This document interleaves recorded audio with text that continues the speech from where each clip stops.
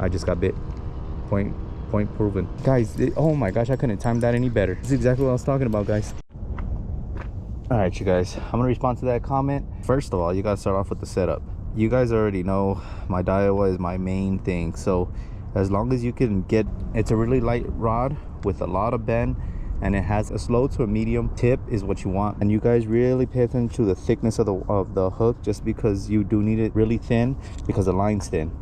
So with that, with your rod, your line set up, Cabela's, it's called Bass Pro Shop now. I got these little suckers, guys. Oh, these guys I think are gonna be fire right now.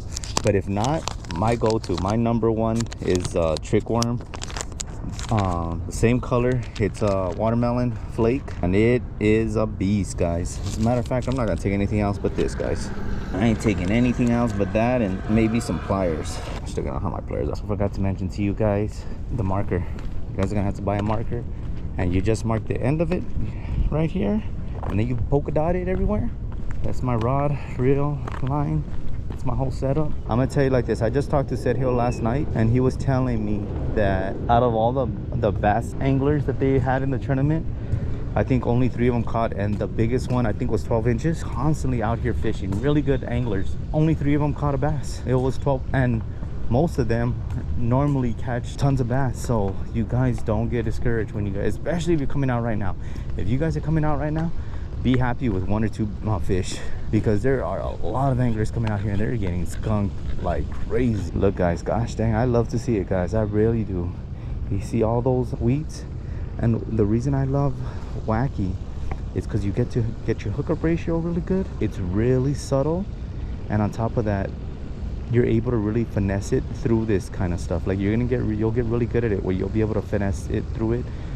Ideally, people are going to tell you use a Texas rig just to get through it, like, and I will too. I'm not gonna lie to you guys. I'll throw a fluke, because the way I rig it is Texas rig, so it's pretty much weedless and I can get it through this stuff. But if you guys are able to fish it Wacky rig, finesse style, I think your percentage of your fishing, of catching fish, is gonna go way high. You guys see that? All of this, the grass, I want to cast it behind it and work up to it, and also work alongside it. If I'm able to get it like at a good angle where I can work all alongside it, that's like the ideal money spots, because you're staying out of the grass but you're close enough to it where the fish that are trying to ambush can see your bait.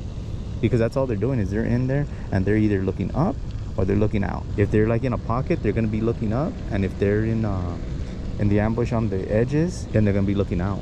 And right here, right now, is the ideal time, guys, because like I said, you're gonna start distinguishing, especially like how I'm throwing it. I know for sure eventually I'm gonna hit grass. That's the thing, is since I get closer to grass, the chances of me getting bit increase dramatically. So I'm gonna be really like, oh yeah, really anxious, like yeah, I know I'm close to the grass, so maybe I got bit. And you're gonna start to find out the difference between grass and a bite. Just because there's grass, guys, there's actually dead grass where there's no oxygen at all. Bass aren't gonna want to stay there. Like this is really brown, and I'm just throwing it just because it's structure for the bass, and it's not really deep, and there's a fountain over there, so it's creating oxygen. But I don't know if this is a dead aquatic vegetation. So the way I know if it's producing oxygen is if you see little fish around there. As long as the fish are there, there's a good indication that there's bass hiding in them, because there's oxygen there. Healthy vegetation is going to create bugs to get there.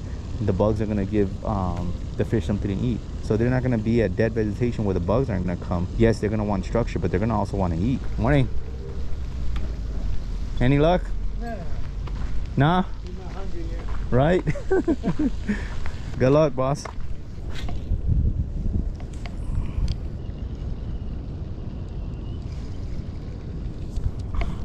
Oh my gosh, guys. I just saw a freaking bass shoot up there. Thought he had my line. I felt weight.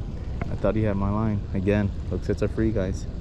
But what I'm doing, guys, is there's you can see all the brush, and I know if bass are there and they're feeding, they're gonna be around there for the ambush. Now I'm just trying to move the tip of my rod. So I'm trying to do this. You know when you go to the store and you get a rod and you wiggle it like this? It's exactly what I'm trying to do right here. It's just trying to wiggle it, just so I can get my bait moving without moving it out of the spot. I'm just trying to get it to dance.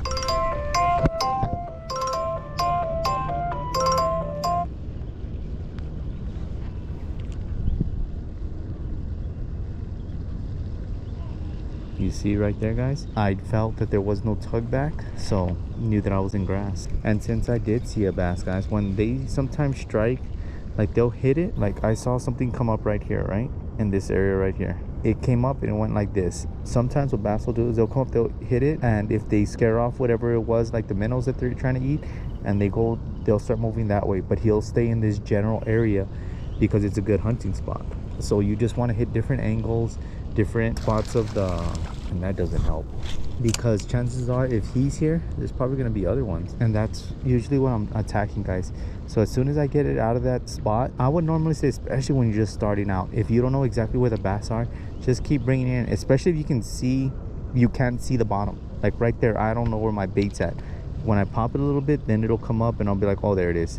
But if I can't see it all the way to the bottom, work it all the way back, guys. Like if you're crunched on time, right, what I would do is I just target on all this grass here, and as soon as I get it out of that grass, reel it in, and then attack it again from different angles. Because if I feel like, yeah, they are there, or they're somewhat in that area, and I know this is like a slow way of fishing, I want to make the best of my time. So I'll hit that spot. Okay, I worked it into that bush. I worked it really past it, maybe like 2 yards away from it. Some people it's like 2 inches. As soon as I get it out of there, boom, reel it in and hit another spot. There's so much around there. Like I just hit that one over there. Just because I got it out of that one, there's still this one on the side, and there's still a little one right there. So I'll still work it out of that whole thing. Like I'll let it hit the bottom, and I'll still be popping it until like I'm completely out of there. Then it's like, all right, let me reel it in and hit on the spot. Now sometimes with the problem with that, guys, you'll have one like blow up because they're hiding right here with the rocks, and or you're really not letting the fish, like you're thinking,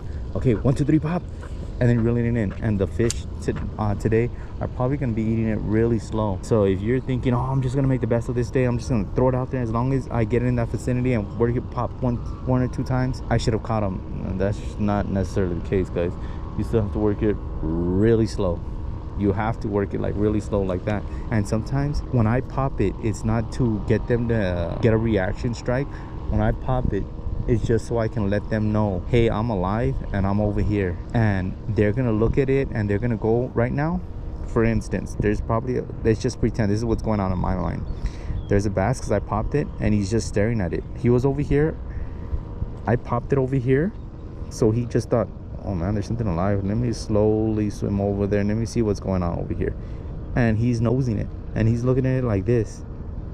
Sometimes, in some cases, when you pop it again, that's when he'll be like, all right, I'll bite it. But I've seen where the water's clear, I just got bit. Point proven. Oh my gosh, how the heck did my line skip? Guys, oh my gosh, I couldn't time that any better.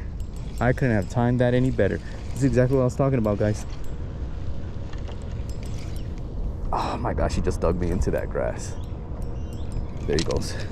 4-pound test, guys. 4-pound test. I couldn't have timed that any better, guys. He's just looking at it. He's just looking at it, guys. I was dead sticking it. I let him know, hey, I'm here. I'm alive, but I'm not a threat. So you can go ahead and eat me. Yes, sir. Yeah. All right, guys. It's way in there. I didn't bring my pliers. Yeah, he's been eating good. Don't know how to there you go, swimming off perfect. If you guys don't know how to take off a fish gut hooked, man, I would have been able to take it out, guys. I just don't have my pliers. But if you guys don't know how to take off a fish gut hook, just cut your string, cut it as close to the eye of the hook as possible, and they'll poop it out. There was actually a guy, and I'll show the video, guys. There was a guy who did it in his tank, his fish tank. He did it with a bluegill. He gut hooked them, and then the bluegill pooped it out. Now this is exactly what I'm thinking happened, okay, guys? So in my head, this is what was happening, guys, okay? I popped it, pop, pop, pop, pop, right? It sat there. A fish from over here, he saw me pop it, and he thought, what the heck, that thing's alive. Let me go over there. He went over to it, and he's nosing it like this, right? It doesn't move. He knows it's alive. He just saw it move. He knows 100% it's alive. One, it doesn't look like a threat, because you know how crawfish, how they put their claws up. So he probably thinks, oh, this is a crawfish or a fish, a minnow that's dying. I might as well just eat this guy. because it's not doing anything. I don't have to chase it. I don't have to do anything. I'm just gonna eat it and swim off with it. A lot of times what happens, guys, and I'm telling you because I fish a lot of clear water, fish will nose it, I'll pop it, and then he'll just turn away. He'll be like, nah, I don't want that. That guy's like too active, he's too aggressive, and I don't want to have to deal with that. So he'll just be like, nah, I'm out of here. A lot of times what you'll see is a fish will be coming like this and be like, is that thing real? Pop, pop, pop, pop, and then he'll be like, what? And he'll just follow it like the whole way. He'll look at it, and then right when you see him swimming away, you pop it again, and then it'll attract them again. But you'll notice that they'll follow it all the way in.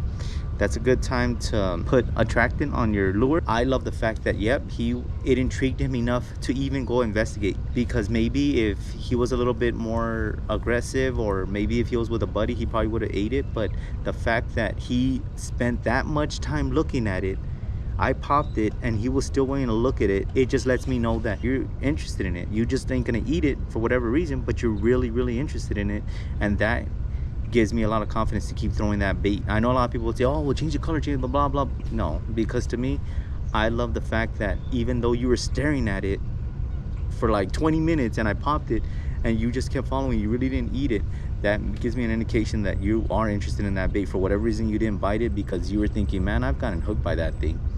Another fish that is interested, that never got hooked by that thing, is gonna eat it.